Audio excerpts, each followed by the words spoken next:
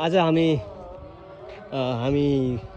पारुलजी, Sunita madam, Sushil भाइ र म यो विराट वृद्धाश्रमको नजिकै साइडमै यो सुशील पूर्व प्रधानमन्त्री स्वर्गीय सुशील कोइरालाको नाममा यो एउटा उद्यान बन्दैछ। बिल्डिङहरू बन्दैछन्, राम्रै छ। यो खोलाको तिरमा रहेछ, यो सिङ्या खोलाको तिरमा।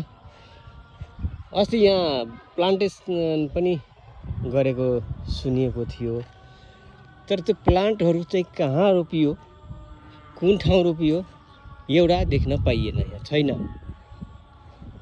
यहाँ स्थानीयलाई सोद्धाखेरि क्या सबै मरिहाल्यो भनेर भन्छन्। अब यसरी चाहिँ प्लान्ट रोप्ने होइन नि, प्लान्ट रोप्नेले उसलाई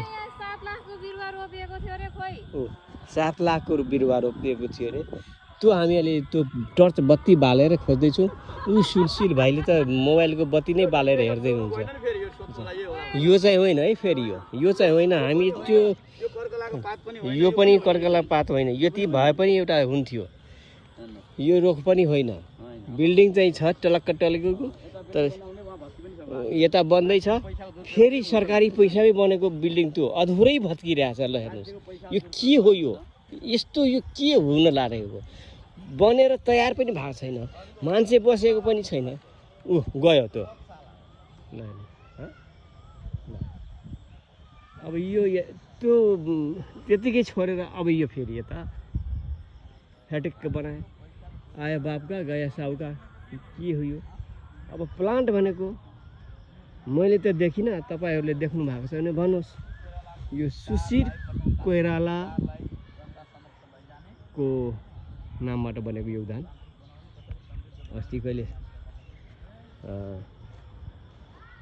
यहाँ वृक्षारोपण पनि गरिएको सुनिएको थियो, तर वृक्षारोपणको बुटो पनि सुकेको पनि देखिँदैन। अब यसरी कहीँ हुन्छ? अब यो प्लान्टको कुरा छोडौँ, यो बिल्डिङ देख्दै हुन्छ। यो त कसैले पैसा खल्तीबाट हालेको नि, सरकारी पैसा होला। अब यो जीर्ण अवस्थामा छ।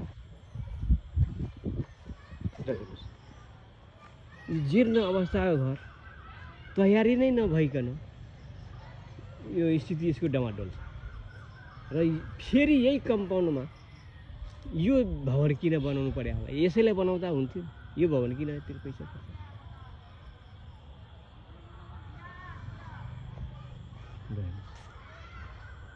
गर्दा त हुन्थ्यो नि,